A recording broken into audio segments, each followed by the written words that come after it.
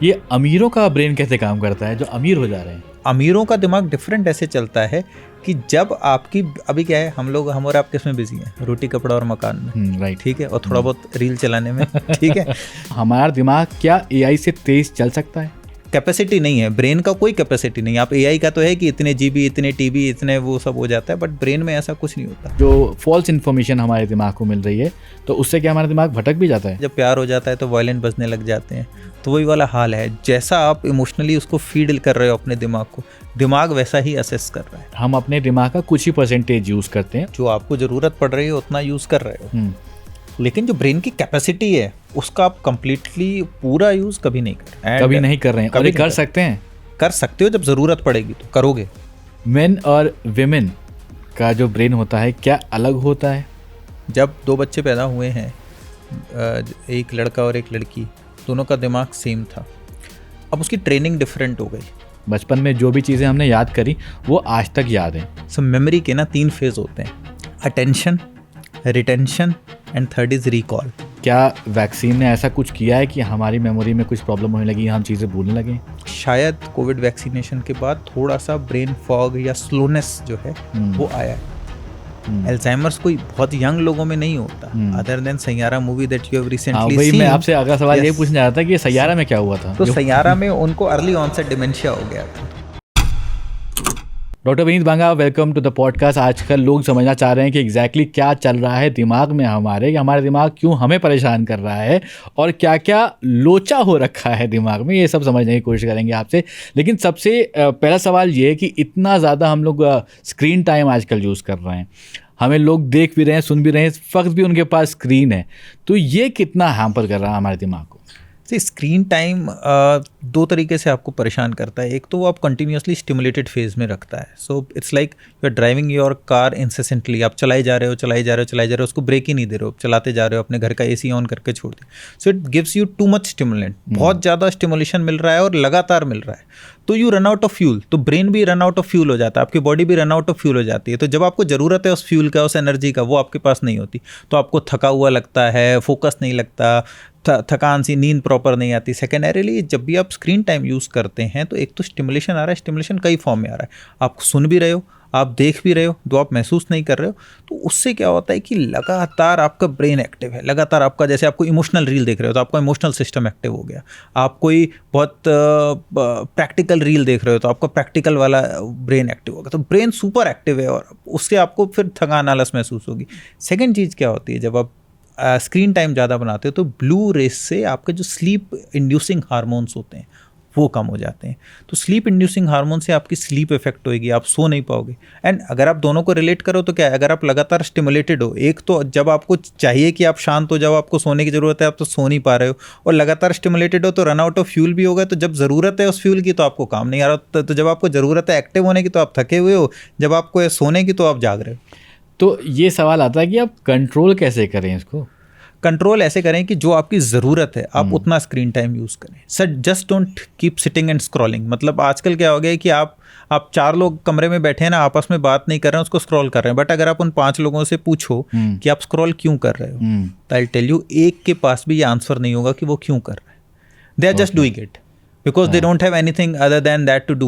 वो बस कर रहे हैं, बैठे हैं, आपस में बात नहीं कर रहे हैं। हो सकता है वो 5 लोग आपस में बात करें तो बहुत अच्छी बात कर लें, हो सकता है उन 2-4 की दोस्ती यारी भी हो जाए, लेकिन नहीं, वो चारों अलग अलग बैठे हैं और आपस में फ़ोन चला रहे हैं। They are not interacting with them. So it's that is the reason. So आप, सबसे इंपॉर्टेंट बात है कि आप स्क्रीन तब यूज़ करो जिस चीज़ के लिए आपको ज़रूरत है। For example, as a doctor मुझको फ़ोन की ज़रूरत है मेरे पेशेंट से इंटरेक्ट करने के लिए, उनके व्हाट्सएप मैसेजेस का रिप्लाई करने के लिए, कई बार फ़ोन उठाने के लिए, कई बार कुछ क्वेश्चंस पूछने के लिए गूगल से, या जब मैं ट्रैवल कर रहा हूँ तो रास्ते पूछने के लिए। बट मुझे ज़रूरत नहीं है कि मैं इंस्टाग्राम पे अपना, अगर मुझे अपना कुछ पोस्ट भी करना है तो आप जाओ, पोस्ट करो, आ जाओ।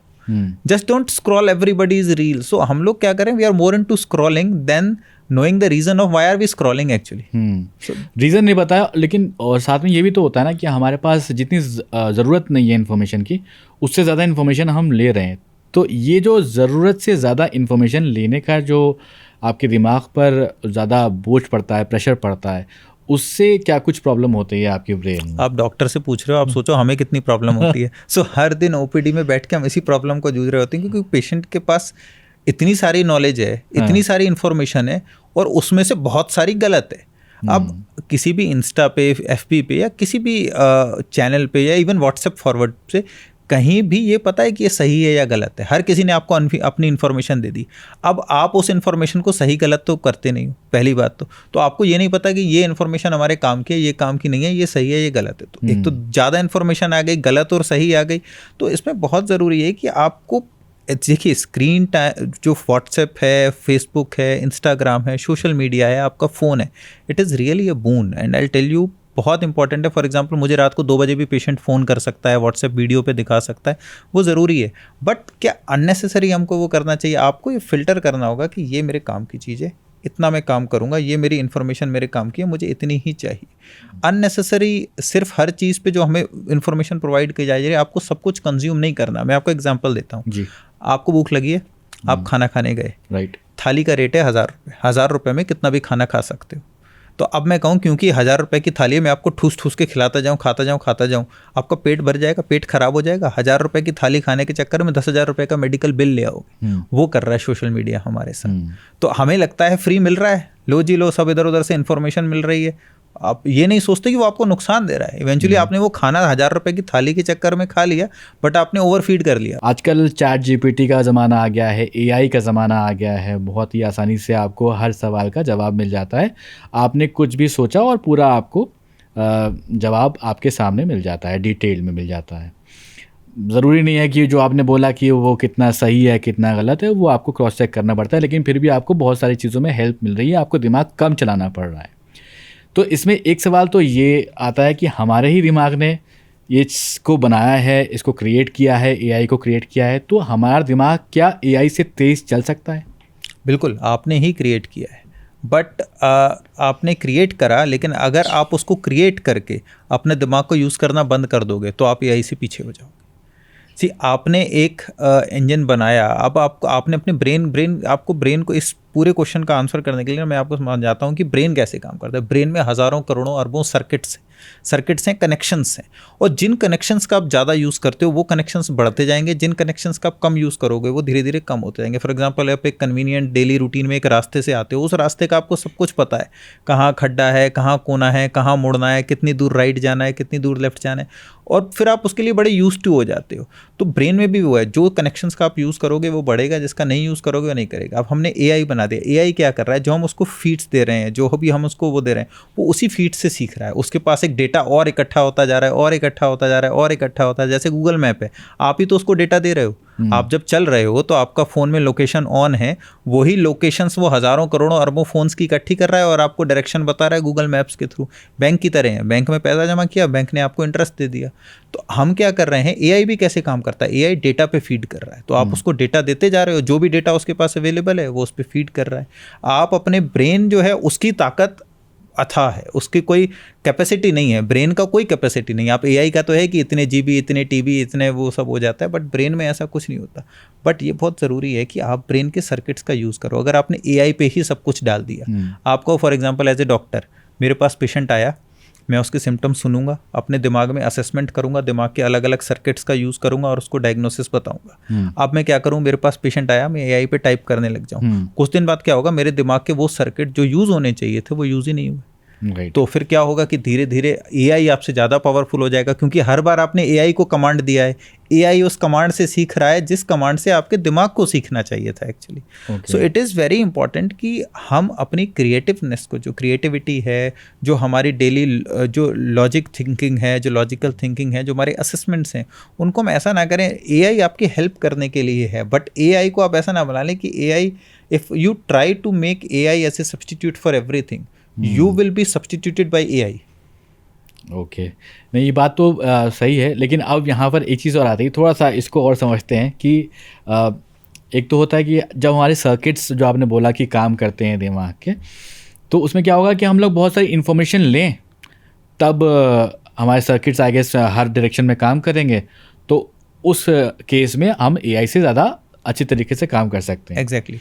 लेकिन जो गलत इन्फॉर्मेशन, जो फेक इन्फॉर्मेशन, जो फॉल्स इन्फॉर्मेशन हमारे दिमाग को मिल रही है, तो उससे क्या हमारा दिमाग भटक भी जाता है? बिल्कुल, ऑब्वियसली, बिकॉज अगेन वो सर्किट्स आपके नेगेटिव, अब आप बहुत नेगेटिव न्यूज़ देख रहे हो टीवी पे, या बहुत नेगेटिव रील्स देख रहे हो इंस्टाग्राम पे, सो विल गेट, आपने खुद भी नोटिस किया होगा, you will get, your brain gets into a negative state of mind. आपको लगता है सब खराब ही चल रहा है, दुनिया में कुछ अच्छा ही नहीं है, और आप कोई अच्छी रील देख लो, सब कुछ आपको लगेगा यार सब बढ़िया चल रहा है। वो जो पुराने टाइम में बोलते थे ना कि जब प्यार हो जाता है तो वायलिन बजने लग जाते हैं, तो वही वाला हाल है। जैसा आप इमोशनली उसको फीड कर रहे हो अपने दिमाग को, दिमाग वैसा ही असेस कर रहा है। सो अगर आप बहुत निगेटिव फीड दे रहे हो अपने ब्रेन को, तो ब्रेन निगेटिव स्टेट में जाएगा, एंड दैट इज, और वो आपके निगेटिव सर्किट्स जो हैं वो प्रीडोमिनेट कर रहे हैं पॉजिटिव सर्किट्स के।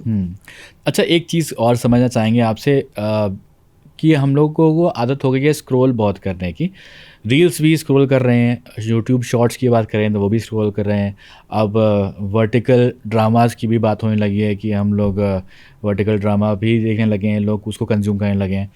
तो ऐसा क्या हो रहा है कि हमारा दिमाग का जो टाइम स्पैन है बहुत शॉर्ट होता जा रहा है, कि पहले छोटी छोटी रील देख रहे हैं, अब छोटे छोटे अब डॉक्यू सीरीज़ भी देखने लगेंगे, तो ऐसा क्यों, हम लोगों को आदत क्यों हो गई स्क्रॉल करने की? बहुत बहुत अच्छा क्वेश्चन है। सो ब्रेन के अलग अलग एरिया के अलग अलग पार्ट होते हैं। जैसे किसी का पार्ट का काम है सुनना, किसी का है देखना, किसी का है इमोशंस महसूस करना, किसी पार्ट का काम है जजमेंट। जो हमारा जजमेंट होता है, जो हमारा फोकस होता है, जो हमारा कॉन्सेंट्रेशन होता है, वो ब्रेन का एक पार्ट होता है जिसको बोलते हैं प्री फ्रंटल कॉर्टेक्स। उससे डिसाइड होता है। एंड मैं आपको खास बात बताऊँ, प्री फ्रंटल कॉर्टेक्स ह्यूमंस में है, किसी और उसमें नहीं है। फॉर एग्जांपल, ऐसे तो आपके घर में डॉग्स भी है, कोई जानवर भी है, जानवर में प्री फ्रंटल कॉर्टेक्स नहीं है, मतलब ये सिर्फ इंसानों को दिया गया है। और ब्रेन का जो सबसे बड़ा पार्ट है ह्यूमन ब्रेन का, वो है प्री फ्रंटल कॉर्टेक्स। वो इसलिए दिया गया, और वो आपको ही दिया गया है, सबसे बड़ा आपके पास ये कि आप जज कर पाओ। इसलिए जो ह्यूमंस हैं, दे जज and then they react. They don't just react, they will only do whatever they want to do after thinking, after judging. So अब क्या हो गया कि जब अब रील्स आपके पास बहुत सारे हैं यार, आप ज़्यादा जल्दी स्क्रॉल करते जा रहे हो, आपको टू मच, मैंने आपको बताया शुरू में, बहुत स्टिमुलेशन हो रहा है, बहुत ज़्यादा स्टिमुलेशन हो रहा है, तो आपका क्या हो रहा है कि जो आपका प्री फ्रंटल कॉर्टेक्स है उसको एक जगह रुकने की जगह ही नहीं मिल रही। ओके तो आपका प्री फ्रंटल कॉर्टेक्स जो है उसके सर्किट्स को आप उतना यूज़ ही नहीं कर पा रहे। तो धीरे धीरे क्या हो रहा है कि आपका जो कॉन्सेंट्रेशन स्पैन है वो कम होता जा रहा है, आपका जो फोकस है वो कम होता जा रहा है। तो ये बहुत इंपॉर्टेंट है कि मैंने वो सब कुछ, brain is all about circuits, जो आप यूज़ करोगे वो ठीक हो जाएगा। तो मसल मेमोरी आपने सुना होगा ना, ऐसे ही ब्रेन मेमोरी। हाँ। तो आप क्या कर रहे हैं, जब बहुत ज़्यादा डेटा कंज्यूम कर रहे हैं, बहुत ज़्यादा स्क्रॉलिंग कर रहे हैं, तो हम ब्रेन को बहुत ज़्यादा स्टिमुलेशन दे रहे हैं। उसने एक चीज़ सर्किट को चलाना शुरू किया, आपने दूसरे पे ले गए, दूसरे को चलाना शुरू किया, तीसरे पे ले गए, तीसरे को चलाना किया, चौथे पे। अब आपका ब्रेन का प्री फ्रंटल कॉर्टेक्स, उसको आदत पड़ गई ऐसे, वो अब फोकस बन ही नहीं पा रहा। जो उसका सर्किट जितना डेवलप होना चाहिए था वो उतना हो ही नहीं पा रहा, क्योंकि आप उसको टाइम ही नहीं दे रहे हो डेवलप होने के लिए, और इसीलिए फिर आपको फोकस और अटेंशन का प्रॉब्लम आता है। हम अपने दिमाग का कुछ ही परसेंटेज यूज़ करते हैं और बाकी का परसेंटेज हम लोग यूज़ नहीं करते हैं। अगर यूज़ कर लेंगे तो एकदम तहलका मचा देंगे। तो इसमें सच्चाई कितनी है?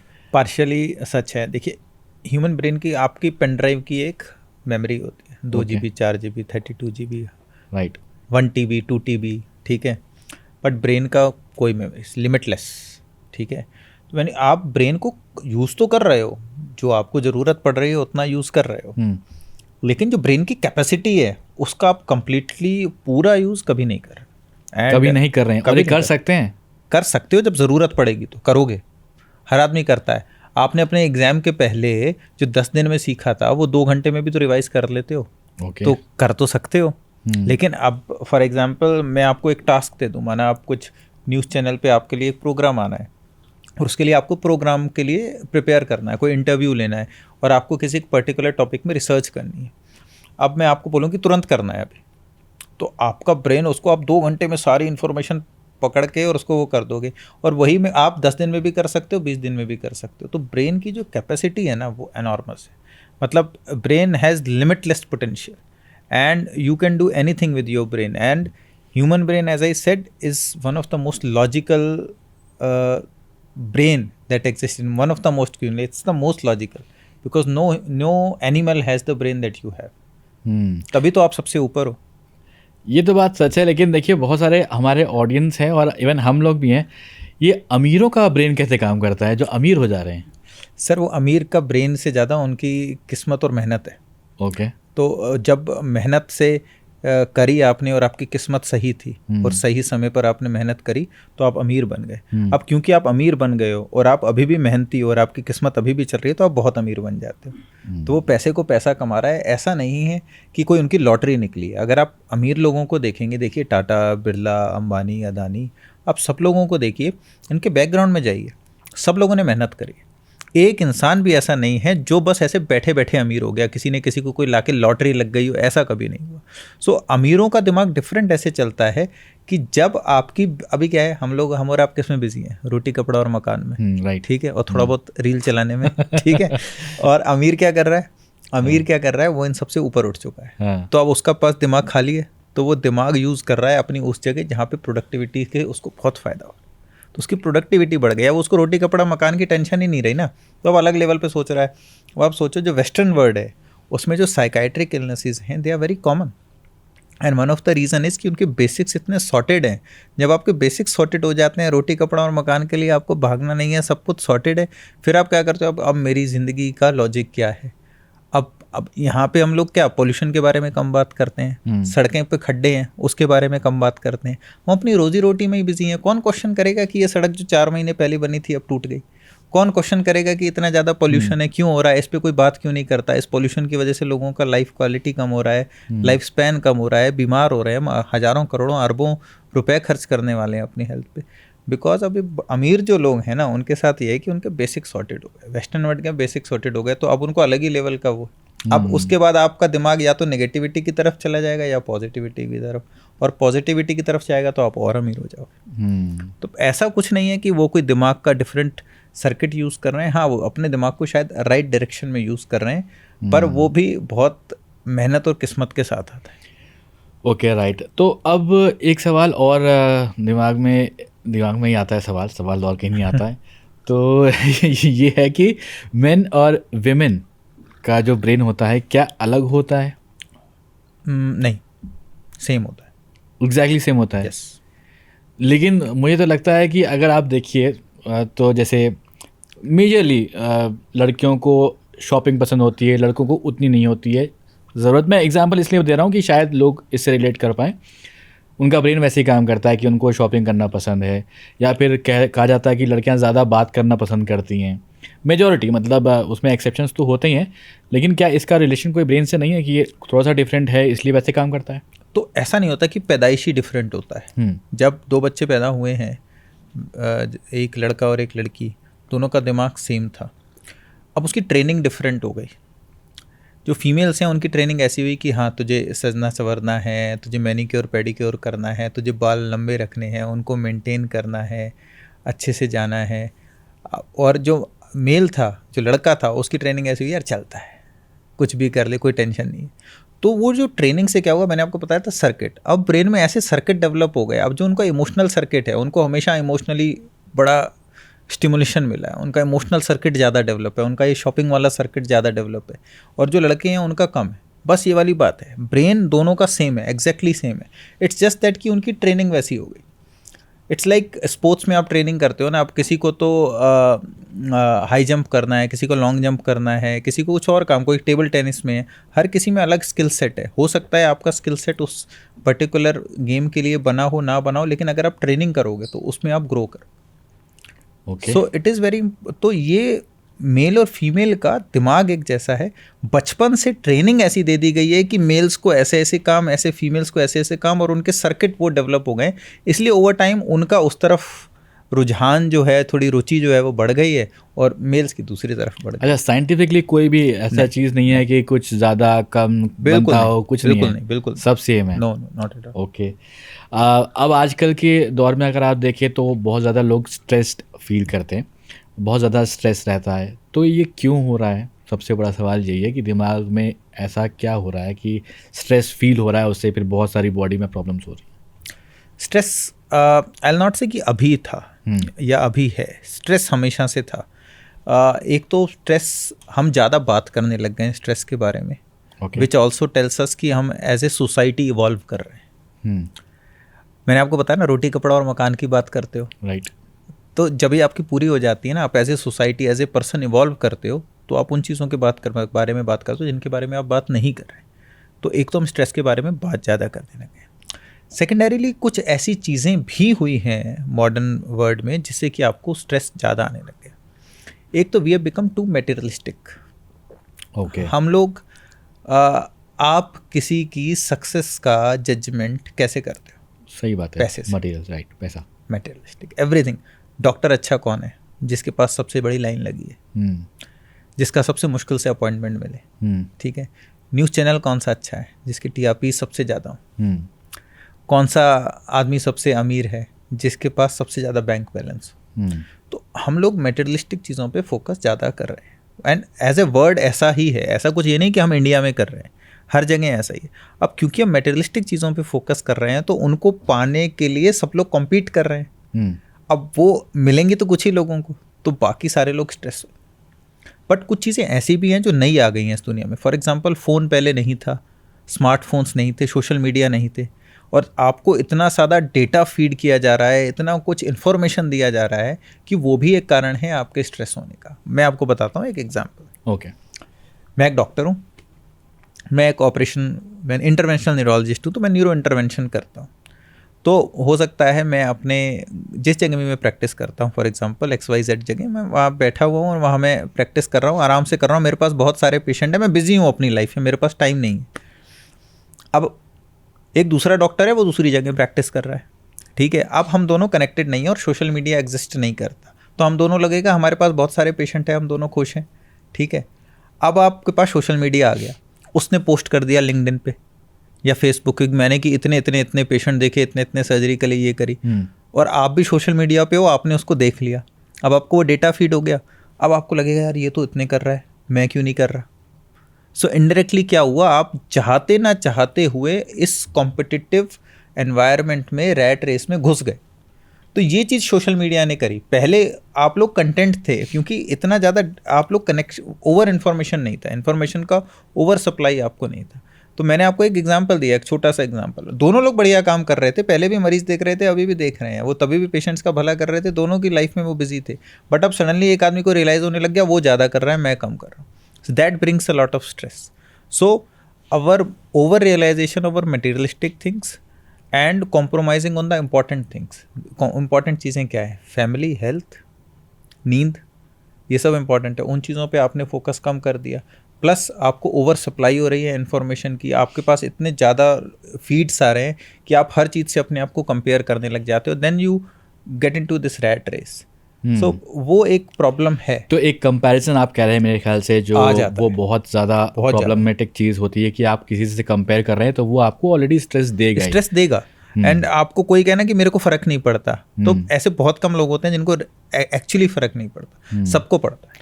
अगर फ़र्क ना पढ़ने के लिए क्या करना चाहिए कि अब मुझे, अगर मान लीजिए मैं आज जो भी जिस जगह पे काम कर रहा हूँ, अब मेरे साथ में कोई मेरा बैचमेट था, तो ये कंपेयर तो हम लोग करते ही हैं, सब लोग करते हैं कि वो थोड़ा सा अच्छी पोजीशन पे है।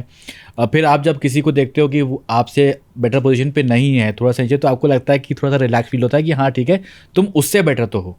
ये हर कोई कंपेयर करके देखता है, लेकिन आप देखेंगे तो एक जगह आपको स्ट्रेस मिल रहा है, एक जगह रिलैक्सेशन मिल रहा है। तो ये कैसे ट्रेन करें हम अपने आप को कि हम अपने दिमाग में कि रिलैक्स्ड रहें। तो ये थोड़ी सी साइकोलॉजिकल बात हो गई। तो गांधी जी कह के गए थे कि अगर आपको खुश रहना है तो आप अपने से नीचे वाले पे फोकस करो, ठीक है। सो आपको अगर कंटेंट रहना है तो आप फोकस उस पर करो जो आपसे नीचे है, तो आपको दिखेगा मैं बहुत अच्छा हूँ।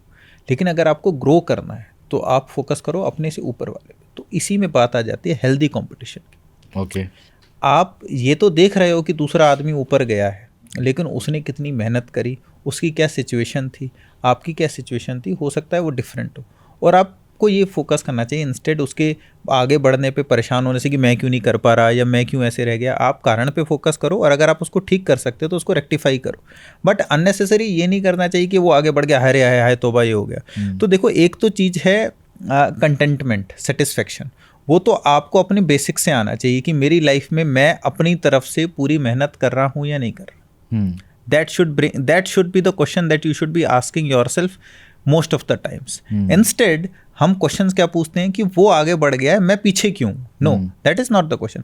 मैं तो आपसे अभी, अगर आपको इवॉल्व करना है तो ऑब्वियसली आपको एक हेल्थी कंपटीशन में रहना ही है। आप अगर दूसरे को देखोगे तो आप कहोगे यार ये अच्छा कर रहा है, ये अच्छा क्यों कर रहा है, इसके अंदर कुछ अच्छी क्वालिटी है, आप वो अच्छी क्वालिटी लाओ और आप आगे बढ़ो। लेकिन eight the same point of time माना वो कोई अनएथिकल वे से आगे बढ़ रहा है तो उसका मतलब ये नहीं कि आप भी उसी कीचड़ में कूद जाओ। राइट। सो आपको आगे बढ़ना है, हेल्दी कंपटीशन रखना है, एक पॉजिटिव फ्रेम ऑफ माइंड में रहना है, but at the same time of time discontent नहीं लाना है। कॉन्टेंटमेंट तो तभी आएगा जब आप कंपेयर करोगे यार वो जो आप, मैं आपको बताता हूँ, मैं अभी गाड़ी से आ रहा था, मेरा ड्राइवर था, मैं गाड़ी में बैठा था, so I was lucky. You should feel lucky that you are sitting in that car and somebody is driving. Now there was a person who was on cycle as well.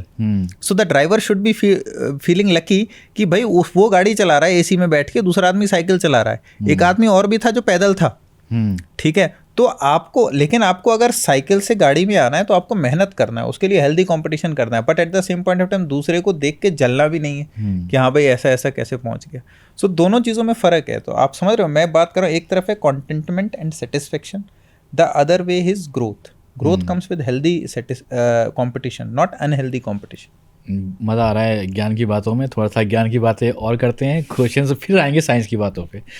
तो अभी एक चीज़ और आती है कि हम लोग ओवरथिंक बहुत करने लगे हैं, हर चीज़ के बारे में बहुत ज़्यादा सोचने लगे हैं और कई सारे थॉट्स आपके दिमाग में एक साथ चल रहे होते हैं, उससे उलझन भी बहुत ज़्यादा होती है आपको। तो वही उसी से रिलेटेड है, पिछले क्वेश्चन से, स्ट्रेस से रिलेटेड है। तो ओवरथिंक क्यों करता है आदमी? आपका ब्रेन ओवरथिंक क्यों कर रहा है? तो ब्रेन ओवरथिंक क्यों करता है? सब ब्रेन का काम ही है कि थिंक करना, सोचना, राइट, समझ काम है। समझ लो आपका ब्रेन कोई ऐसा नहीं है जब आप सो रहे हो तब भी वो ऑफ तो होता नहीं है उसका स्विच, वो हमेशा ऑन ही रहता है। इसलिए आपको सपने आते हैं रात में, आप जो दिन में आपका एक्सपीरियंस होते हैं। सो ब्रेन ओवरथिंक तब करता है जब आपको बहुत सारा कुछ स्टिमुलेशन मिल रहा है आपके आसपास। फॉर एग्जांपल आप सोशल मीडिया आपको बहुत स्टिमुलेशन दे रहा है, आप कहाँ रह रहे हो उस हिसाब से, देन आपकी पर्सनैलिटी पे भी डिपेंड करता है, एंड पर्सनैलिटी डिपेंड करती है आपकी अपब्रिंगिंग पे। इट्स नॉट दैट कि दो लोग सेम सिचुएशन में बिठा दो, सेम चीज़ें उन्हें दिखा दो और उनसे पूछो कि दोनों लोग क्या क्या सोच रहे हैं। तो ये हो सकता है कि एक इंसान तो बहुत कुछ सोच लिया उसी पर्टिकुलर सिचुएशन में, ये हो जाएगा वो हो जाएगा, और दूसरे आदमी को शायद फ़र्क ही नहीं पड़ा। मैं आपको अपने फादर का एग्जांपल देता हूँ। He is one of the most happy and content person I have ever seen.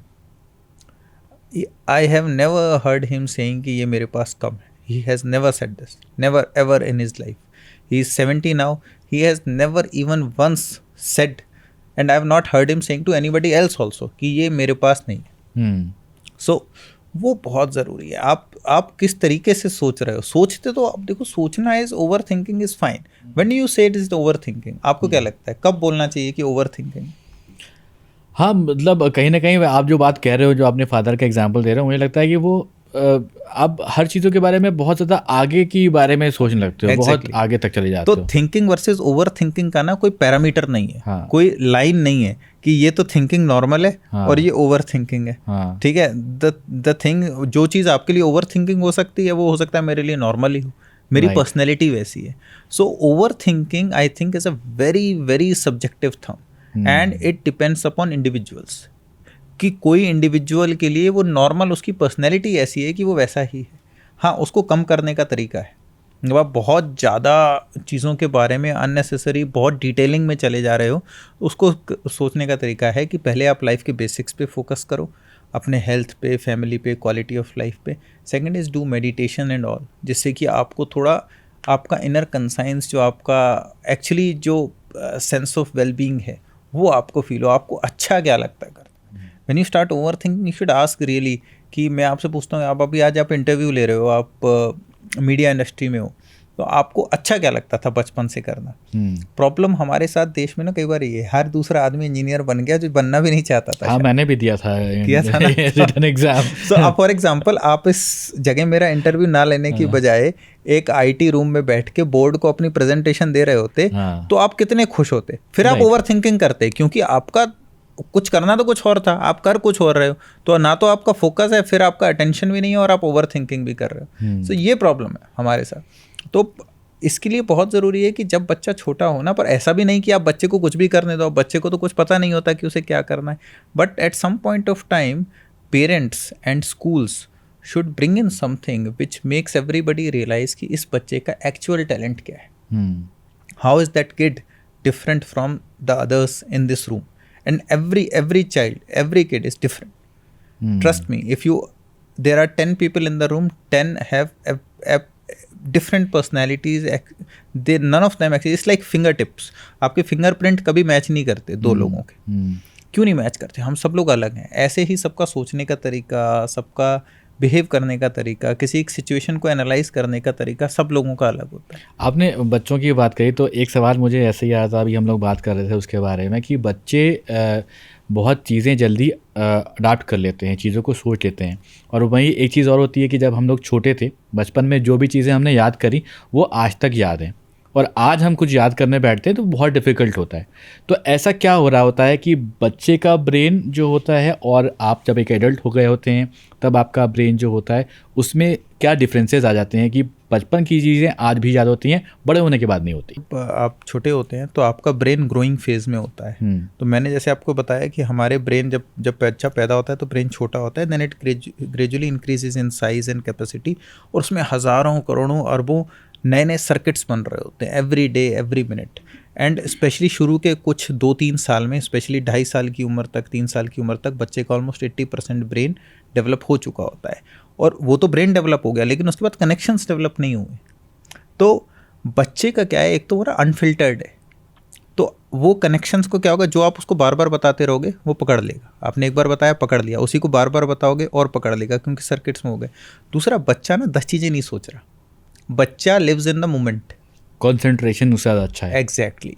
सो किसी चीज़ को याद करने के लिए सबसे इंपॉर्टेंट चीज़ क्या है? अटेंशन. ओके. सो मेमोरी के ना 3 फेज होते हैं. मैं बहुत कॉमनली अपने पेशेंट्स को भी बताता हूँ, and I will discuss with you. Attention, retention, and third is recall. Okay. Memory बनाने के लिए अटेंशन ज़रूरी है, फोकस ज़रूरी है. फिर उस मेमोरी को आप रिटेन करते हो, और जब फिर आपको ज़रूरत होती है तो आप उसको रिकॉल करते हो. तो सबसे इम्पॉर्टेंट फेज जो मेमोरी को कहते हैं, मेरे को याद नहीं आता, मैं तो भूल जाता हूँ. भाई आपने याद किया ही कहाँ था? जब उस समय वो चीज़ हो रही थी, you are not attentive, you are not focused, you are not concentrated.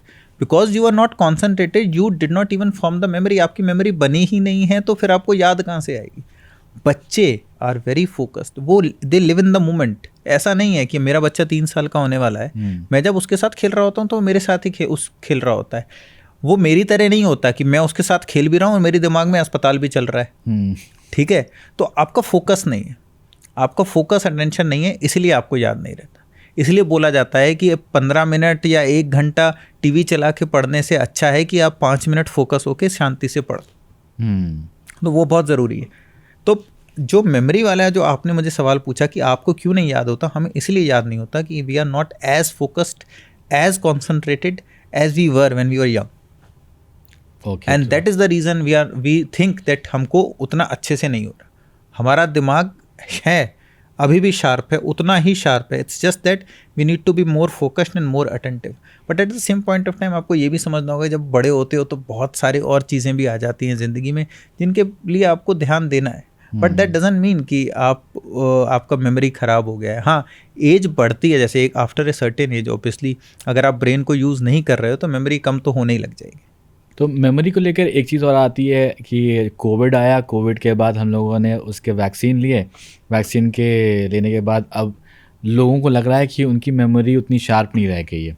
ये एक मेरे ख्याल से मिथ है या नहीं है, वो आप उस पर क्लैरिफाई करें कि क्या वैक्सीन ने ऐसा कुछ किया है कि हमारी मेमोरी में कुछ प्रॉब्लम होने लगी, हम चीज़ें भूलने लगे? थोड़ा सा कंट्रोवर्शियल टॉपिक है ये. सो आई पर्सनली थिंक कि जो कोविड वैक्सीनेशन किया गया, कोविड जो भी कोई वैक्सीन होती है, it's like inducing the bacteria और virus in your body artificially. तो जब भी आप कुछ ऐसा करते हो तो बॉडी उसके अगेंस्ट इम्यून रिस्पॉन्स करती है. इम्यून रिस्पॉन्स बोलते हैं कि हमारी बॉडी की इम्यूनिटी ने उसके ऊपर अटैक किया, उसके अगेंस्ट एंटीबॉडी बनाई. फॉर एग्जांपल हमारे ऊपर किसी दूसरे देश ने अटैक किया तो हमारी देश की आर्मी ने उसके अगेंस्ट अटैक किया, और जब हमने अटैक किया तो हमने उनको अटैक करने के लिए अपनी आर्मी को ट्रेन किया. हमने कुछ कमांडोज बनाए, कुछ नेवी बनाए, कुछ वो बनाए. अब क्या हुआ कि वो जब लड़ाई होती है ना दोनों देशों की, तो उसमें क्या होगा, कोलेटरल डैमेज होता है. तो आपने बॉडी में वैक्सीन दिया, वैक्सीन के अगेंस्ट एंटीबॉडी बना जिससे कि हमारी इम्यूनिटी आए, बट वो जब इम्यूनिटी आई तो उसने बॉडी में इन्फ्लेमेशन भी लाया, एक तरीके की कोलेटरल डैमेज आप बोल। तो at times I do feel, though I don't have any evidence for that and nobody has that कि कोविड वैक्सीन ने ऐसा किया, बट कोई भी चीज़ जो इन्फ्लेमेशन बॉडी में सूजन प्रोड्यूस करता है, एक तरीके से आप समझें कि एक constant state of activity produce करता है, वो बॉडी में नुकसान देता है। एंड कुछ लोगों में जो प्रोबेबली जेनेटिकली सस्केप्टेबल थे या कुछ उनका पर्टिकुलर बॉडी बिल्ड इस टाइप का था, उन लोगों में शायद कोविड वैक्सीनेशन के बाद थोड़ा सा ब्रेन फॉग या स्लोनेस जो है वो आया है। तो ये ब्रेन फॉग एक्चुअली है क्या? ये टर्म तो हम लोगों ने सुना हुआ है, ये होता क्या है, दिमाग में कैसे काम कर रहा है ये? सी ब्रेन फॉग जो है ना एक बड़ा ही लेमन टर्म है, जनरल टर्म है, जिसमें आप बोलते हैं कि जो ब्रेन है it has become slow, it has become less concentrated, less focused. You kind of always all in a stage of trance, जिसको बोलते हैं ना, state of trance में हो आप। तो इसको तो brain fog is real. It's not that कि brain fog कोई medical term नहीं है, it's a general term, it's a layman term, but it is not a medical term. But brain fog means that you are not attentive, you are not concentrated, your focus is not as it should be, you are stressed or anxious, and brain fog also means that you are not able to sleep or all of that. So इसका combination को आप बोल देते हो आप brain fog। तो कई बारी ब्रेन फॉग जो है उनके ये सब कारण होते हैं जो मैंने आपको बताया कि आपकी नींद पूरी नहीं हो रही, आप स्ट्रेस्ड हो, आप ओवरवर्कड हो, आप को फॉर एग्जांपल आपका चश्मा का नंबर ठीक नहीं है, उससे भी और उससे आपको हेडेक हो रहा है, या आपको कुछ और प्रॉब्लम है, कोई फिजिकल इलनेस है, फॉर एग्जांपल आपने कोई पेन किलर खाया है या कोई नींद की दवाई खा ली रात को जिससे कि आपको दिन में, या आप अल्कोहल लेते हैं, स्मोकिंग करते हैं तो आपको थकान आलस रहता है। तो ब्रेन फॉग जो है वो एक जनरल टर्म है जो कि बहुत कारण से हो सकता है, जिसके सिम्टम्स मैंने आपको बताए, उसमें से दवाइयों की वजह से हो सकता है, स्ट्रेस की वजह से हो सकता है, लाइफस्टाइल की वजह से हो सकता है, डाइट की वजह से हो सकता है, और ब्रेन फॉग का एक कारण कुछ लोगों ने बोला कि पोस्ट कोविड भी है। And brain fog post Covid research में भी आया है कि पोस्ट कोविड लोगों को ब्रेन फॉग हुआ है। उसका exact reason, exact mechanism still to be unfolded, but हाँ ब्रेन फॉग बड़ा है आफ्टर कोविड। अच्छा, एक चीज़ आती है कि लोगों को सिर दर्द होता है और साथ में कुछ लोग कहते हैं कि उनको माइग्रेन जैसा लग रहा है, तो ये हेडेक और माइग्रेन में डिफरेंस समझना चाहेंगे, और माइग्रेन का सिम्टम्स क्या होता है और क्यों होता है ये लोगों में, ये इसको समझना चाहेंगे। See headache means any headache. For example headache आपको खांसी जुकाम बुखार होगा तब भी हो सकता है, आपके चश्मे का नंबर ठीक नहीं है तब भी हो सकता है, आपको कोई और परेशानी है, फॉर एग्जांपल ज़्यादा रोशनी है या आप सोए नहीं हो, थक गए हो, तब भी आपको हेडेक हो सकता है। सो अगर आपको हेडेक बार बार हो रहा है और उसका एक टिपिकल पैटर्न है कि इसी टाइप का हेडेक होता है मुझे, और पर्टिकुलर कुछ ट्रिगर्स हैं कि इन वजह से होता है, तब आप बोल देते हो उसको वो माइग्रेन। ओके। फॉर एग्जांपल अगर मुझको बार बार अपने सिर के एक साइड में या पूरे सिर में सर दर्द होता है, वैसे लुप लुप पल्सेटाइल टाइप का है, वो होने के साथ मुझे उल्टी आने का मन करता है, या जब मुझे दर्द हो रहा है तो मुझसे रोशनी बर्दाश्त नहीं हो रही, आवाज़ बर्दाश्त नहीं हो रही, मन कर रहा है अंधेरे कमरे में सो जाऊं, या मुझे ऐसा लग रहा है कि मैं बहुत इरिटेबल हो गया हूं, और वो सोने के बाद आपको आराम मिल जाए या दवाई खाने से आराम मिल जाए तो समझ लो आपको माइग्रेन है। और माइग्रेन के पर्टिकुलर ट्रिगर्स होते हैं जैसे bright light, loud noise, travel, perfume, stress, decrease sleep, fasting for long duration, तो ये सब ट्रिगर्स होते हैं तो जो माइग्रेन करते हैं। तो आपको अगर हेडेक बार बार हो रहा है, कोई पर्टिकुलर उसका एक पैटर्न है जिसमें वो हो रहा है, कुछ पर्टिकुलर ट्रिगर्स हैं तो हो रहा है। So migraine is the most common type of primary headache I would say.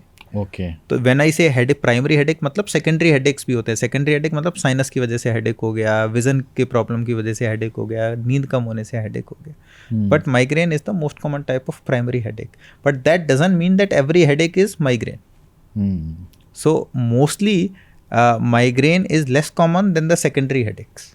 Okay. Yes. अभी आप लगातार बात कर रहे थे, जब हम लोग ने करी बात तो इसमें नींद को लेकर बात होती है कि नींद कितनी ज़रूरी है, बहुत ज़रूरी है, हम सब जानते हैं, सबको पता है, लेकिन ब्रेन प्रॉपरली आपका काम करे, क्योंकि बहुत सारे लोग नाइट शिफ्ट में काम करते हैं तो हमारा सिस्टम पूरा चेंज हो जाता है कि रात में आपको उठ के काम करना पड़ रहा है।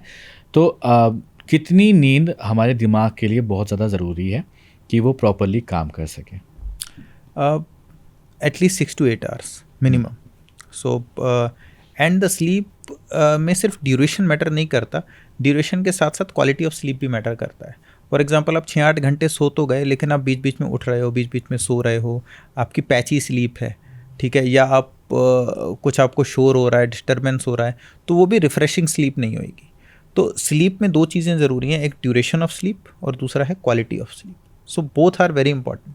सो आइडियली 6 से 8 घंटे की good quality sleep, uninterrupted sleep अगर आपको है, so that is what is absolutely essential. अब आते हैं हम कुछ डिजीज़ के बारे में बात करते हैं. एक चीज़ होती है एपिलेप्सी. लोगों को कुछ लोगों को मालूम होगा इसके बारे में, कुछ लोगों को नहीं मालूम होगा. लेकिन कभी कभी लोग शिकायत करते हैं कि उनको फिट्स आ रहे हैं. तो क्या ये एपिलेप्सी पहली बार में ही हो सकती है? ये होती क्या एग्जैक्टली वो समझना चाहेंगे, और क्यों होती है? तो एपिलेप्सी या मिर्गी जिसको हम बोलते हैं, इसमें हमारे ब्रेन में कुछ एबनॉर्मल इलेक्ट्रिकल करंट चलता है.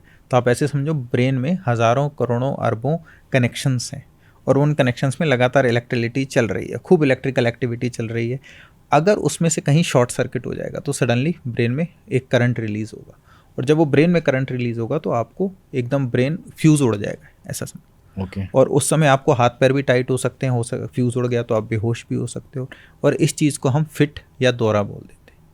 अगर किसी को एक या एक से ज़्यादा दौरे आते हैं, या उसके ब्रेन में कोई ट्यूमर है या कोई निशान है उसकी वजह से आते हैं, या मोस्टली एपिलेप्सी के पेशेंट्स में ब्रेन एब्सोल्युटली नॉर्मल होता है, क्योंकि वहाँ केमिकल का डिस्टर्बेंस होता है ना, केमिकल लोचा हो गया, तो वो केमिकल डिस्टर्बेंस होता है, उसकी वजह से दौरे. Okay. अगर किसी को एक या एक से ज़्यादा फिट्स आ रहे हैं तो हम बोल देते हैं कि उनको एपिलेप्सी या मिर्गी की दिक्कत है. जो एक इम्पॉर्टेंट चीज़ है जो मैं आपके शो के माध्यम से लोगों को बताना चाहूँगा, विच इज़ वेरी इंपॉर्टेंट, कि लोगों को लगता है जो फिट होता है उसमें हाथ पैर टाइट हो जाता है ऐसे करके, जो टिपिकल दौरा आप देखते हैं कि जीभ कट गई, मुँह से झाग निकल रहा है. बट कुछ और टाइप के दौरे होते हैं जिसमें ऐसे हाथ पैर टाइट नहीं होंगे, कोई बेहोश नहीं होगा, थोड़ी देर के लिए बस ऐसे, एंड आई कम बैक. मैं आपकी तरफ देखता रहा, आपने मुझसे बात करी, मैंने रिस्पॉन्ड नहीं किया, एंड माई अटेंशन. सो थोड़ी देर के लिए loss of awareness, loss of attention एकदम होता है. और कुछ एक अब ये बात हो गई कि ये खो रहा है बार बार, और एक खोना ऐसा भी होता है, आपने देखा ना, कई बार बैठे हो थोड़ी देर देखते कुछ सोच रहे हो, देख रहे हो, हाँ, बट ये बिना सोचे देखे खो गया. और वो पता कैसे चलेगा? आप पेशेंट को ही खुद पता होगा. वो जब वो खो रहा है या सोच रहा है, जब उसको कोई देख रहा है, आप उससे पूछोगे तो जो एपिलेप्सी वाला मरीज होगा उसको पता ही नहीं होगा वो सोच रहा था. नॉर्मल जब आप किसी को पूछोगे तो उसको पता होगा, अरे मैं तो वो सोचने लग गया था. बट जब आप उससे पूछोगे तो उसके कंट्रोल में नहीं है ये. Okay. So even transient loss of awareness, बस थोड़ी देर के लिए ऐसे हुआ. और ये बहुत कॉमन होता है बच्चों में, इनको बोलते हैं एब्सेंट सीजर. ओके. और ये पार्शियल सीजर, एक तो जो हम बड़े दौरे होते हैं उनको बोलते हैं generalised seizure, major seizure, grand mal epilepsy. जो छोटे दौरे हैं उनको बोलते हैं partial seizure, petit mal epilepsy.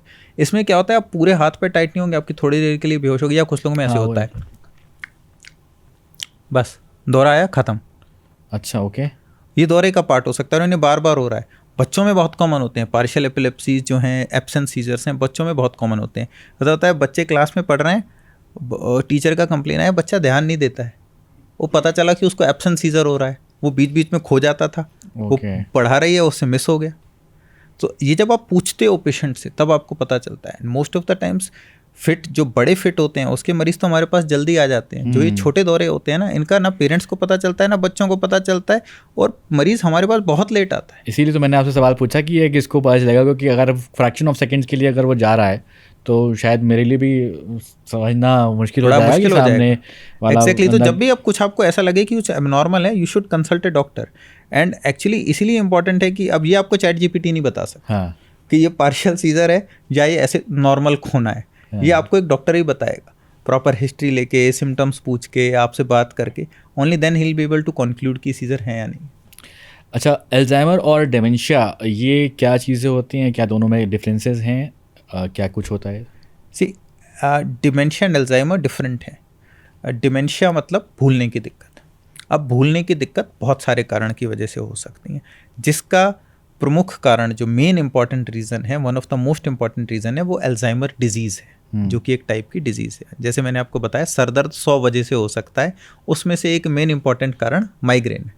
ठीक है। बट ऐसे ही जो डिमेंशिया माने हो गया भूलने की दिक्कत। अब भूलना बहुत वजह से हो सकता है। मैंने आपको बताया था मेमोरी के लिए क्या चाहिए, अटेंशन, रिटेंशन, रिकॉल। अगर आप अटेंशन नहीं है, आप बहुत स्ट्रेस हो, एंग्शियस हो, फोकस नहीं हो, तब भी आपको भूलने की दिक्कत हो जाएगी। अगर आपकी नींद पूरी नहीं हुई है तब भी आपको भूलने की दिक्कत हो सकती है। आपके अंदर कुछ विटामिन डेफिशिएंसीज हैं, जैसे विटामिन B12 की डेफिशिएंसी है, आपको थायराइड का प्रॉब्लम है, हाइपोथायराइडिज्म हो गया है, उसकी वजह से भी आप भूल सकते हो। ब्रेन में आपकी स्वेलिंग है या ब्रेन में आपके कोई सूजन हो गई है, दिमागी बुखार हो गया है, दिमागी टीबी हो गया है, ट्यूमर हो गया है, चोट लग गई है, इस सब से भी आप भूल सकते हो। और ये सब अल्जाइमर नहीं है, ये डिमेंशिया के कारण है। और डिमेंशिया का एक कारण है अल्जाइमर। अब अल्जाइमर डिजीज़ जो है, जो अल्जाइमर्स डिमेंशिया है, वो most common cause of dementia है बड़े बूढ़ों में। अल्जाइमर्स कोई बहुत यंग लोगों में नहीं होता, other than Saiyaara movie that you have recently seen. मैं आपसे अगला सवाल ये पूछने जा रहा था कि सैयारा में क्या हुआ था। तो सैयारा में उनको अर्ली ऑनसेट डिमेंशिया हो गया था। तो वो बहुत रेयर है, it's not very common, it's very very rare और अनकॉमन आई वुड से। ठीक है, हज़ारों लाखों में से एक आदमी को कभी होता है अर्ली ऑनसेट डिमेंशिया हो गया, और वो भी अर्ली ऑनसेट उतनी यंग एज में नहीं होता जितने में उनको हुआ था कि आपको 30 साल में ही भूलने लग गए और सब कुछ भूलने लग गए, इतना फास्ट प्रोग्रेशन हुआ। अगर वैसा होता तो मैं तो फिर अनीत पड्डा का इलाज करता, अपने यहाँ बुला के पेट स्कैन कराता, बट वैसा नहीं होता, थोड़ा उन्होंने और जल्दी कर दिया। हाँ, 40-50 साल के आसपास आप भूलने लग सकते हैं, लेकिन 20-30 में ही भूलने लग गए तो बड़ी दिक्कत की बात है।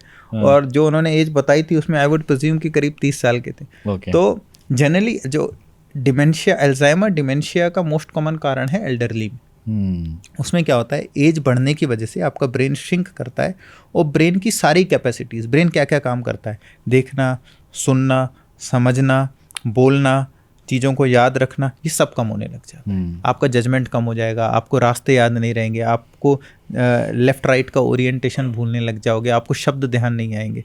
तो अल्जाइमर डिमेंशिया का एल्डरली में मोस्ट कॉमन कारण है, क्योंकि एज की वजह से हमारा ब्रेन श्रिंक करता है और ब्रेन की कैपेसिटी कम हो जाती है, और इसी को हम अल्जाइमर बोलते हैं। बट डिमेंशिया के और बहुत कारण भी हो सकते हैं, और इसीलिए बहुत ज़रूरी है कि डॉक्टर बहुत इंपॉर्टेंटली इन्वॉल्व होना चाहिए इस चीज़ में। फॉर एग्जांपल, आपको लग रहा है आप भूल रहे हो, तो हो सकता है B12 विटामिन की डेफिशिएंसी हो सकता है वो भी ना हो सकता है आपकी स्लीप ही पूरी नहीं हो रही हो, क्योंकि स्लीप मेमोरी के लिए बहुत इंपॉर्टेंट है। And it is very important कि आप अच्छी क्वालिटी ऑफ स्लीप लें, good quality of sleep for good duration. और आपकी बात से उन लोगों को राहत मिली होगी जो ऑडियंस जाके अपने नस काट रही थी वहाँ पे रो रही थी कि इतनी जल्दी हो गया, बेचारी को परेशान हो गई वो। सो उतना जल्दी होना is very very rare, very very rare. I would say that was, I would presume that's an exception. Fiction था। तो हम भी यहाँ पर सिर्फ आपको ज्ञान ही दे रहे थे, डॉक्टर साहब ने यहाँ पर बता दिया कि भाई साहब वो इतनी जल्दी नहीं हो सकता। अच्छा, पार्किंसन एक डिजीज़ होती है, वो भी ब्रेन से रिलेटेड होती है। इसमें मेरे ख्याल से लोग शिवर करने लगती है बॉडी, क्या होता है एग्जैक्टली इसमें और ये क्यों होती है? पार्किंसन भी अल्जाइमर की तरह ही एक न्यूरो डिजेनरेटिव डिसऑर्डर है, जिसका मतलब है जब एज बढ़ रही है आपका ब्रेन श्रिंक कर रहा है।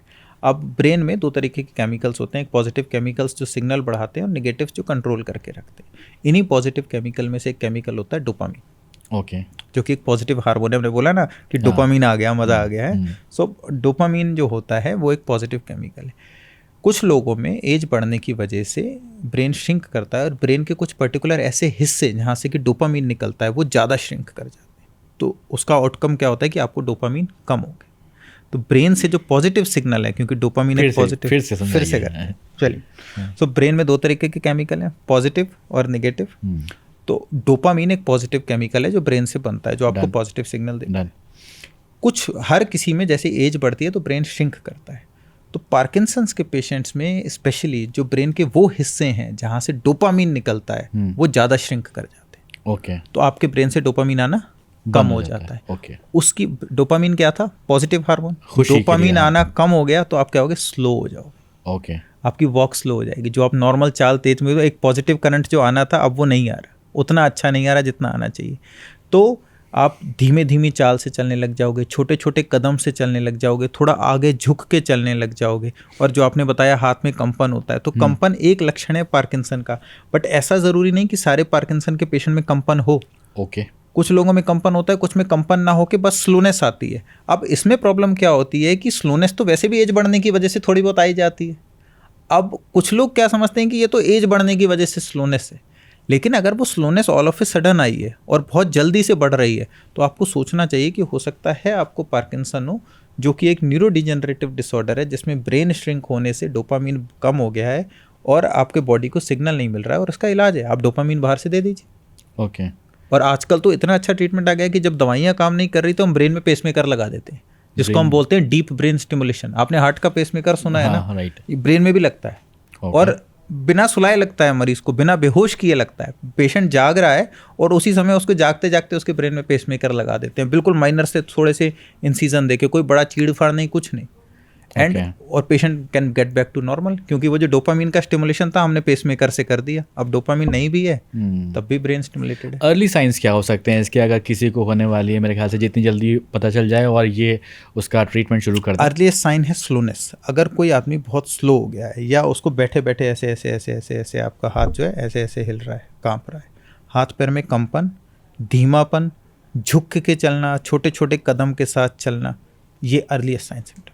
तो हम लोग बच्चों की भी बात कर रहे थे, तो अटेंशन की बात करी कि उनमें अटेंशन ज़्यादा अच्छा होता है, लेकिन अब एक डिज़ीज़ के सामने आई है ADHD जिसे कहते हैं, वो क्यों हो रही है बच्चों में, इसके बारे में जानना चाहेंगे। सो ADHD का फुल फॉर्म है अटेंशन डेफिसिट हाइपरकाइनेटिक डिसऑर्डर। सो जैसा मैंने आपको बताया, जब बच्चे होते हैं छोटे तो उनका ब्रेन डेवलप हो रहा होता है, उनके कुछ पर्टिकुलर सर्किट्स जो हैं दे आर इवॉल्विंग, वो जैसे जैसे आप उनको यूज़ करते हो डेवलप हो रहे होते हैं। जिन बच्चों को ADHD होता है उनका जो प्री फ्रंटल कॉर्टेक्स, जो मैंने आपको बताया था सबसे इम्पॉर्टेंट है कंसंट्रेशन, फोकस, जजमेंट के लिए, वो वाला सर्किट उतना डेवलप नहीं हो पाता जितना कि बाकी बच्चों का होता है। इसीलिए उनका फोकस, अटेंशन कम हो जाता है और वो टिक के कम बैठते हैं। इसके बहुत सारे कारण लोगों ने बताए हैं। कुछ लोगों ने इसको ये भी बोला कि ये ऑटिज्म से रिलेटेड है, लेकिन मोस्टली जो ये माना गया है कि ये डेवलपमेंटल डिसऑर्डर है। अब डेवलपमेंटल डिसऑर्डर्स क्या होते हैं? डेवलपमेंटल डिसऑर्डर वो जो डेवलपमेंट के, चाइल्ड डेवलपमेंट के टाइम होते हैं, जो मैंने आपको देसी भाषा में बताया कि ब्रेन के सर्किट्स इवॉल्व हो रहे हैं। अगर आपने उन सर्किट्स का प्रॉपर यूज़ नहीं किया, जैसे माँ बाप ने बच्चे के साथ प्रॉपर टाइम स्पेंड नहीं किया, उसको स्क्रीन टाइम ज़्यादा दे दिया है और वो स्क्रॉल करे जा रहा है, तो उसका अटेंशन स्पैन कम होता जा रहा है। तो वो भी कारण होते हैं ADHD के, और इसीलिए आजकल ADHD के इंस्टेंसेस बढ़ रहे हैं।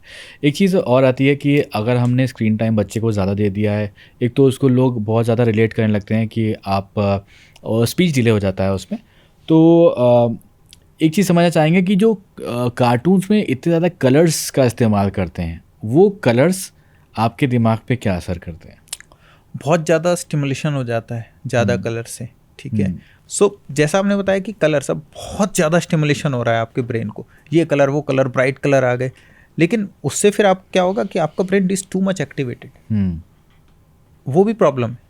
सो आपको एक बैलेंस्ड एक्टिविटी चाहिए, हर सेंस में चाहिए। इट्स नॉट दैट कि सिर्फ एक सेंस में चाहिए, विजुअल चाहिए, हियरिंग नहीं चाहिए, टच चाहिए, विजन नहीं चाहिए, विजन चाहिए, टच नहीं चाहिए, मतलब you have to be a composite develop. इसलिए बोलते हैं बच्चे कोविड में क्यों इतना प्रॉब्लम हुआ ऑटिज्म का, इसीलिए कि उसका एक ही एक्टिविटी को आप बढ़ाते रहे, एक ही सर्किट डेवलप होता रहा। जो दूसरा सर्किट था उसका बाहर ग्राउंड में जाके खेलने वाला, सोशल इंटरेक्शन वाला, वो तो हुआ ही नहीं। माँ बाप स्क्रीन पे बैठ के अपने कंपनी का काम करते रहे, बच्चा फ़ोन उठा के देखता रहा, स्कूल में जाता था, टीचर से मिलता था, बच्चों से मिलता था, उसके सारे सेंसेस स्टिमुलेट होते थे, हुए नहीं। डेवलपमेंटल डिसऑर्डर आ गया, ऑटिज्म, वो भी डेवलपमेंटल डिसऑर्डर। राइट। अब आते हैं कि हम जो प्रॉब्लम्स हैं उनको कैसे सही कर सकते हैं। तो अपने ब्रेन को हेल्दी रखने के लिए 2 या 3 चीज़ें क्या करनी चाहिए, हम सबको ही करनी चाहिए? Diet, exercise, avoid stress, take proper sleep. जिस 4 चीज़ें। अच्छी डाइट खाएं। डाइट में आप कोशिश करें कि वो जो फैट कार्ब्स ना खाएं, मेडिटेरेनियन डाइट जिसको हम बोलते हैं, full of fruits, nuts, protein, fish if you are a non vegetarian instead of butter chicken, ये खाएं। Then exercise doesn't only mean physical exercise, it means mental exercise. अपने brain को फिजिकली मेंटली एक्टिव रखें, मतलब 15-20 minute exercise ऐसा नहीं है जो आप खाना खा के टहलना होता है उसमें, उसको एक्सरसाइज नहीं बोलते। एक्सरसाइज है कि आप एटलीस्ट हर दिन 20 मिनट तेज़ चाल के साथ एटलीस्ट हफ्ते में 5 दिन तो चलें, ठीक है, तेज़ चाल के साथ जितना आप तेज़ चल सकते हैं। तो उसमें स्टेप्स इंपॉर्टेंट नहीं है, जो आप हम अपने एप्पल वॉच में देखते रहते हैं ना कि स्टेप इंपॉर्टेंट नहीं है, आप कैसे चल रहे हो वो बहुत इंपॉर्टेंट है। सो एक्सरसाइज का ये भी मतलब नहीं कि आपको जिम में ही जाना है, आपको जुम्बा ही करना है, ठीक है। एक्सरसाइज मीन्स ऐसी any exercise. Then avoiding of stress, stress में जिस चीज़ से आपको स्ट्रेस मिल रहा है उसको अवॉइड करें, प्लस आप योगा करें, मेडिटेशन करें, उससे इम्प्रूवमेंट होगा। And last but not the least is keeping your brain in an healthy environment. Healthy मतलब हेल्दी, मेंटली हेल्दी बहुत ज़रूरी है। तो फिजिकल हेल्थ बोलते हैं, मेंटल हेल्थ के लिए बहुत इंपॉर्टेंट है कि आप अपने ब्रेन को एक्टिव रखें, पॉजिटिव इंटरेक्शंस करें। अपने दोस्तों के साथ चाय पीना एक पॉजिटिव इंटरेक्शन है, चेस खेलना एक पॉजिटिव इंटरेक्शन है अगर आपको वो पसंद है, लूडो खेलना अपने लाइफ पार्टनर के साथ एक पॉजिटिव इंटरेक्शन। सो ये जो छोटी छोटी चीज़ें हैं ये भी आपके ब्रेन को बहुत हेल्दी रखती हैं। नींद बहुत इंपॉर्टेंट, नींद में ड्यूरेशन के साथ साथ क्वालिटी ऑफ स्लीप भी बहुत इंपॉर्टेंट है, बिकॉज नींद स्पेशली जो डीप स्लीप होता है उसमें हमारी जो टॉक्सिन्स हैं बॉडी से वो वॉश आउट होते हैं और मेमोरी कंसोलिडेशन होता है। तो वही मेरा अगला सवाल ये था कि जो ये माइंड गेम्स होते हैं आजकल तो फ़ोन पे भी अवेलेबल हैं माइंड गेम्स, और वैसे हम लोग चेस को कहते हैं कि एक बढ़िया माइंड गेम है, तो इसको खेलने से क्या माइंड शार्प होता है? होता है, बिल्कुल होता है। कुछ हद तक होता है क्योंकि ब्रेन को आप एक्टिव रख रहे हो एक तरीके से, बट वो आपका ऑब्सेशन नहीं बन जाना चाहिए कि आप सिर्फ वो खेल रहे हो। जैसा मैंने आपको पहले बताया कि आपको हर सेंस से स्टिमुलेशन चाहिए, ऐसा नहीं कि सिर्फ एक गेम खेल के मिल रहा है। बट हाँ, अगर आपको चेस, मैं कहता हूँ आपको चेस से मज़ा आता है चेस खेलो, आपको 3 पत्ती खेल के मज़ा आता है 3 पत्ती खेलो, ठीक है। आपको रमी खेल के मज़ा आता है रमी खेलो, आपको लूडो खेल के मज़ा आता है लूडो खेलो, तो उसमें कोई प्रॉब्लम नहीं है। आप कोई भी गेम खेलें, आप सुडोकू करते हैं, आपको तंबोला खेलना है, आपको डमशराज खेलना है, मैं तो इन सबको भी माइंड गेम ही बोलता हूँ कि आप अपने दिमाग का यूज़ कर रहे हो ना। अच्छा इसने वैसा डांस किया, सोचो आप कितने हज़ारों सर्किट, कितने हज़ारों कनेक्शन ब्रेन में स्टिमुलेट हो रहे हैं जब आप डमशराज खेल रहे हो। So it does help. Okay और अब ब्रेन को रिचार्ज करने के लिए आपने बहुत सारी चीज़ें ऑलरेडी बता दी हैं, लेकिन हम स्पेसिफिकली अगर पूछें तो क्या सिर्फ नींद से ही ब्रेन रिचार्ज हो जाता है या फिर कुछ और भी करना पड़ता है? See, diet, exercise, sleep and avoidance of stress, ये 4 चीज़ें अगर आप कर रहे हो आपका ब्रेन हमेशा रिचार्ज रहेगा and you will always be in an active state of mind. आपको लगे you will be ready to go type of an person in your office, everybody will love you. So this is what you need to do. Sugar brain के लिए क्या बहुत ज़्यादा ख़राब है? Yes. So sugar is, अगर आप ज़्यादा शुगर कंज्यूम करते हैं, ओवर शुगर कंज्यूम करते हैं, तो वो आपको ख़राब करता है। शुगर इज़ लाइक आप समझो जंक की तरह है, जितना ज़्यादा रस्ट या जंक लगेगा उतना जल्दी आपके सर्किट ख़राब होंगे। तो जब आप ज़्यादा शुगर लेते हो तो वो आपके ब्रेन में एक, बॉडी में इन जनरल एक इन्फ्लेमेटरी स्टेट को प्रोड्यूस करता है, तो उससे क्या होता है कि आप धीरे धीरे स्लो होते जाते हो। तो शुगर, बहुत ज़्यादा शुगर, और अगर आपको शुगर लेना भी है तो आप ये प्रोसेस्ड शुगर नहीं लें, मतलब शुगर के फॉर्म में ना लें। Okay. और एक और बहुत बड़ा मिथ है जो मैं again I want to clear is कि चीनी ही शुगर नहीं होती है। कहते हैं जी मेरे को शुगर है और मैं चीनी नहीं खाता, मैं क्या खाता हूँ, मैं खांड खा लेता हूँ, मैं गुड़ खा लेता हूँ, मैं शक्कर खा लेता हूँ। जी नहीं, वो भी चीनी ही है, गन्ने से ही आ रहा है सब कुछ। बॉडी को ये नहीं पता चलता कि क्या खाया, उसको तो पता चलता है मुझे ग्लूकोज मिला।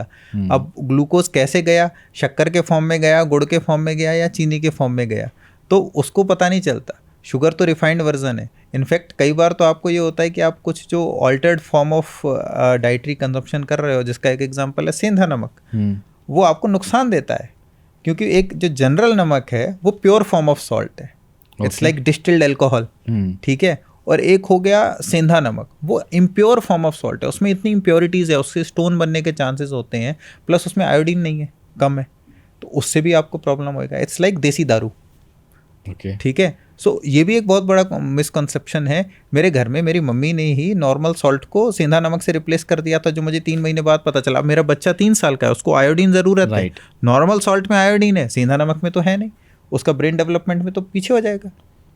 तो आप सोचते छोटी छोटी बातें, मतलब अब शुगर की आपने बात करी तो मैंने बताया, लोगों को पता ही नहीं, हमें लगता है नहीं गुड़ खा लो, नहीं गुड़ में आयरन है, I do agree to it, चीनी से गुड़ अच्छा है, बट इसका मतलब नहीं कि दोनों अलग अलग हैं, सेम है। तेरो ज़्यादा खा लो, उसको ज़्यादा आप कंज्यूम नहीं कर सकते हैं कैसे, ठीक है। तो अब ये भी अल्कोहल की बात कर रहे थे, तो एक चीज़ समझना चाहेंगे, बहुत ही मासूम सा सवाल, मैं मासूम सवाल बहुत पूछता हूँ। एक सवाल ये कि शराब पीने के बाद ब्रेन में क्या होता है कि आदमी गाड़ी चलाने लगता है? अच्छा, तो गाड़ी तुम्हारा भाई चलाएगा। एग्जैक्टली बहुत अच्छा सवाल है, बिल्कुल लॉजिकली समझाऊंगा। मैंने आपको बताया था ब्रेन के अलग अलग हिस्सों के अलग अलग काम होते हैं। ब्रेन का प्री फ्रंटल कॉर्टेक्स जो है वो जजमेंट के लिए इंपॉर्टेंट है, ठीक है। अब मैंने आपको ये भी बताया था ब्रेन में 2 तरीके के केमिकल हैं, एक पॉजिटिव और एक नेगेटिव। पॉजिटिव स्टिमुलेट करता है, नेगेटिव अल्कोहल एक आउटसाइड से आपने केमिकल लिया जिसका ब्रेन पे नेगेटिव इन्फ्लुएंस होता है। वो क्या करता है, अपने का जो प्री फ्रंटल कॉर्टेक्स है ना, जो जजमेंट के लिए इंपॉर्टेंट है, उसको इनहिबिट कर देता है, सप्रेस कर देता है, दबा देता है। अब उसने क्या किया, आपके जजमेंट को हटा दिया। It's like a negative chemical imposed outside on your brain. आपका प्री फ्रंटल कॉर्टेक्स खत्म हो गया, जजमेंट खत्म हो गया, आपको गाड़ी चलानी नहीं आती और आपको लगता, तो आप कहते हो नहीं मैं नहीं चला सकता, तू चला। वो क्यों कहते हो, क्योंकि आपको जजमेंट है। जब मैंने आपका जजमेंट ही हटा दिया, कहते भाई गाड़ी चलाएगा। अब तो भाई गाड़ी चलाएगा। तो 4 पैक के बाद भाई अंग्रेजी भी बोलता है, भाई गाड़ी भी चलाता है, और भाई किसी भी सड़क पे खड़े होकर कुछ भी कर सकता है। And that is the reason जो ये सारे क्राइम्स होते हैं, बहुत सारों में आप देखोगे कि शराब पी के किए गए। राइट। और जब वो वापस उनको होश आता है तो उन्हें लगता है क्या हो गया हमसे। वो भी एक बार सोचते हैं कि हमसे क्या हो गया, ठीक है, क्योंकि वो जो उस समय जजमेंट था वो बिल्कुल जीरो हो गया। हो सकता है उसकी प्रवृत्ति खराब ही हो, वो इंसान अच्छा नहीं हो, ऑब्वियसली वो नहीं होगा तभी वो काम करेगा। लेकिन वो जो उसकी प्रवृत्ति जो छुपी हुई अंदर दबी हुई थी, वो उसका जजमेंट अल्कोहल ने खत्म करके उसको वो काम करने पे मजबूर कर दिया जो कि शायद वो ना कर। एक सवाल और मेरे मन में आया, ये भी बड़ा इंटरेस्टिंग है, ये भी मासूम सवाल वाली लिस्ट में है मेरे। सवाल ये है कि ये डेजा वू क्या होता है? डेजा वू क्या है कि आपको जो, तो 2 तरीके के वो होते हैं, एक तो जमैस व्यू, एक डेजा व्यू हमारे उसमें। तो आपको जमैस व्यू आपने नहीं सुना होगा, डेजा व्यू सुना होगा कि हम इस जगह पे शायद पहले कभी आए हैं। जमैस व्यू उसका उल्टा होता है, फैमिलियर जगह पे हो, आपको लगता है यहाँ तो कभी आए नहीं मैं। अच्छा। तो उल्टा है वो। तो डेजा वू में क्या होता है कि आपका ब्रेन सारे स्टिमुलस से कनेक्ट होता है, देखना, सुनना, बोलना, सब कुछ करके, और ब्रेन के अंदर एक मेमोरी बनती है, सिग्नल जाता है, और उससे ब्रेन रिलेट करता है, हाँ ये था, अच्छा ये चीज़ है। फॉर एग्जांपल जब मैंने आपको देखा तो मैंने आपको देखा, आपकी शक्ल मेरे पास गई, आपने मैंने बोलते हुए देखा, मेरे कान से गया, आपने कपड़े पहने हुए, मैंने सब देखा, मेरे दिमाग में एक पिक्चर बनी। उस पिक्चर को मैंने मैच किया एक दूसरी पिक्चर से जो मैंने कई दिन पहले देखी थी, और मैंने बोला अच्छा ये तो ये साफ है।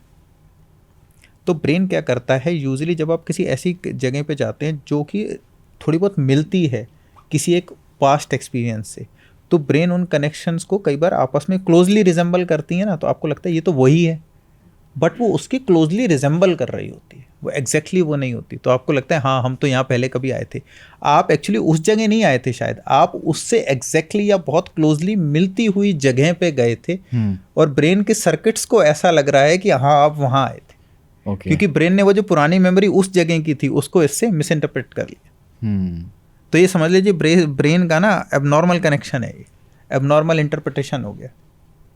और डेजा वू कुछ बीमारियों में भी होता है, इनफैक्ट कुछ लोगों में एपिलेप्सी या दौरे आने के पहले उनको डेजा वू फील होता है। तो जैसे ये हम लोग को डेजा वू तो उसको कहते हैं कि लगता है कि ये ऐसा कुछ पहले हो चुका है, वही कह रहे हैं। हाँ, मतलब बोला कोई लोकेशन, कोई एक्सपीरियंस। लेकिन कई बार ऐसा होता भी है ना कि हो चुका होता है एग्जैक्टली वैसा। हाँ ऐसा होता है, वही मैं कह रहा हूँ। तो अगर वो आपको ऐसा हो ही चुका है तो ऑब्वियसली फिर दैट इट इज़ नॉट डेजा वू।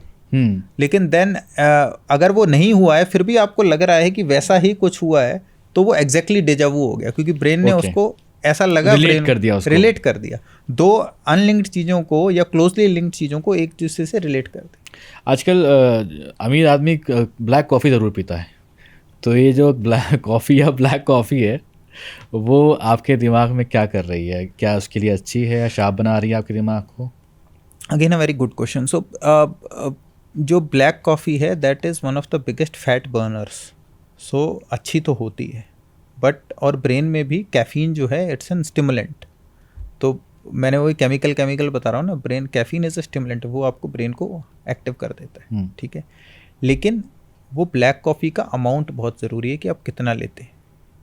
अगर आप थोड़ा बहुत ले रहे हो तो वो आपको स्टिमुलेशन देगा उस टाइम के लिए, and then you will be in normal state of mind. But if you will start it consuming too frequently and too much, या गलत टाइम पे कंज्यूम करते हो, तब आपके ब्रेन को नुकसान भी पहुंचाएगा। फॉर एग्जांपल आपने कॉफ़ी सुबह पी, उस समय तो आपको ब्रेन को एक्टिव चाहिए, लेकिन आपने रात को पी ली, शाम को पी ली, तो आपको नींद नहीं आएगी।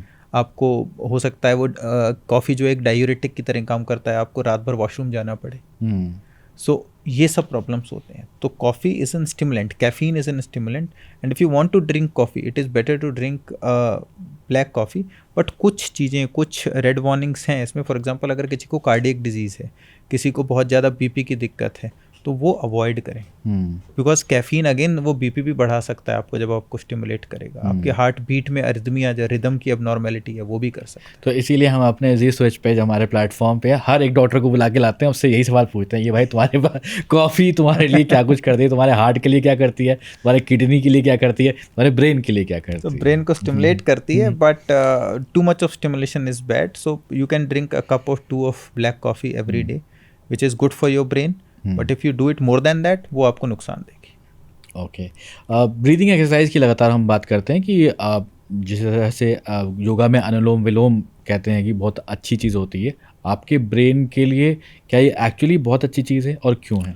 अच्छी चीज़ है, आई वुड नॉट से कि बहुत अच्छी है, मतलब it's like any exercise, so you are deeply inspirating. जब आप अनुलोम विलोम या कोई भी डीप इंस्पिरेशन कर रहे हो तो आपके बॉडी में ऑक्सीजन आप बहुत ज़्यादा ले रहे हो, कार्बन डाइऑक्साइड को बाहर निकाल रहे हो। Then when you are deeply inspirating, जब आप गहरी सांस ले रहे हो तो सांस पे भी फोकस कर रहे हो, आपकी लंग्स की कैपेसिटी भी बढ़ रही है, आपकी ब्रेन को ऑक्सीजन की सप्लाई बेटर हो रही है, आपका ओवरऑल ब्लड सर्कुलेशन इम्प्रूव कर रहा है, ब्लड में ऑक्सीजन का कॉन्सेंट्रेशन बेटर हो रहा है, आपकी हार्ट की एक्टिविटी बेटर हो रही है, तो उससे आपको फ़ायदा तो होता है, डेफिनेटली होता है। एंड बहुत फ़ायदा होता है कि आउट ऑफ अ टर्न फ़ायदा होता है, नहीं, ऐसा भी नहीं। इट्स लाइक ऐसी एनी एक्सरसाइज, सो फ़ायदा होता है and that is true for any exercise that you do. But anulom vilom doesn't mean कि आप अनुलोम विलोम कर रहे हो साथ में आप बर्गर पिज्ज़ा कोल्ड ड्रिंक खा रहे हो, वो कोई फ़ायदा नहीं, यूजलेस। डॉक्टर विनीत, स्ट्रोक के बारे में हम लोग कई बार सुनते हैं, ये एग्जैक्टली होता क्या है और क्या कुछ इसके लक्षण हो सकते हैं? स्ट्रोक, लकवा, पक्षाघात, अपंग, फालिश, अलग अलग नाम हैं सेम बीमारी के। तो इसके लिए मैं आपसे पूछता हूँ, आपको हार्ट अटैक के बारे में तो पता है, सबको पता है, इस रूम में सबको पता होगा, बट इस रूम में या हम सब में से कितने लोगों को ब्रेन अटैक के बारे में पता है? जैसे अगर हार्ट को ऑक्सीजन सप्लाई कम हो जाएगा, बंद हो जाएगा, वेसल चोक हो जाएगा तो आपको हार्ट अटैक होगा, चेस्ट पेन होगा, घबराहट होगी।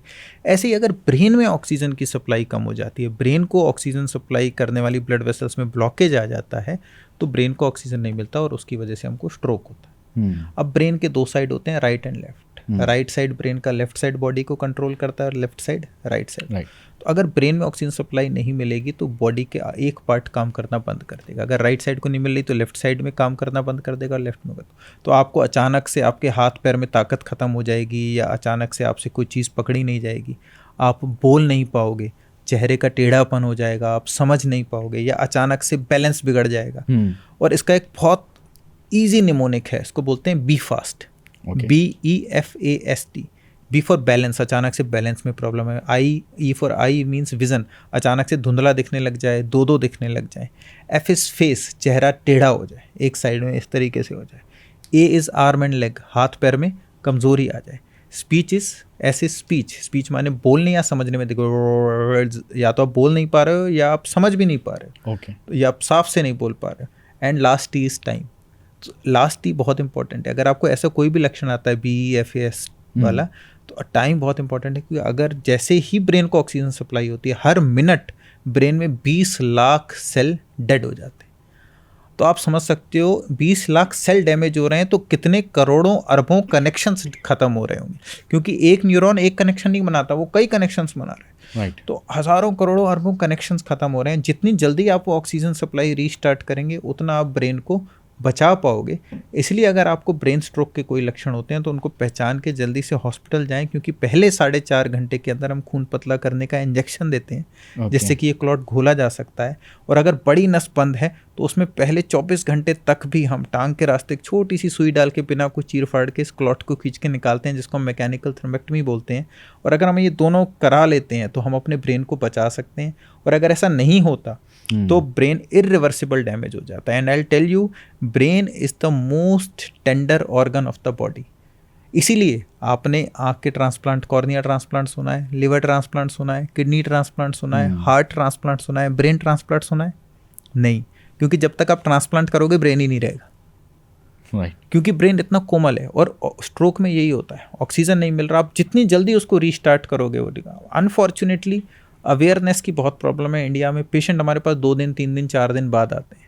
तो इसीलिए अगर हम ये बी फास्ट निमोनिक याद करें और घर में या आसपास किसी को ऐसा होता है, उसको जल्दी से जल्दी एक स्ट्रोक रेडी सेंटर पे भेजें और प्रॉपर ट्रीटमेंट से बहुत फ़ायदा होता है। वेरी इंपॉर्टेंट, बहुत ही इंपॉर्टेंट पॉइंट था।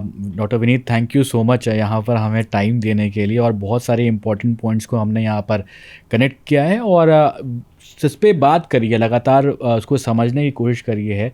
और डॉक्टर विनीत से मैं एक रिक्वेस्ट और करना चाहूँगा कि अगर कोई कमेंट हमारे किसी ऑडियंस का आता है और वो रिलेटेड टू रहता है, क्वेरी रहती है, तो अगर आप उसका जवाब दे पाएँ तो ज़रूर दीजिएगा। Thank you so much once again, और आप इसी तरीके से हेल्थ पॉडकास्ट जी स्विच पे देखते रहिए।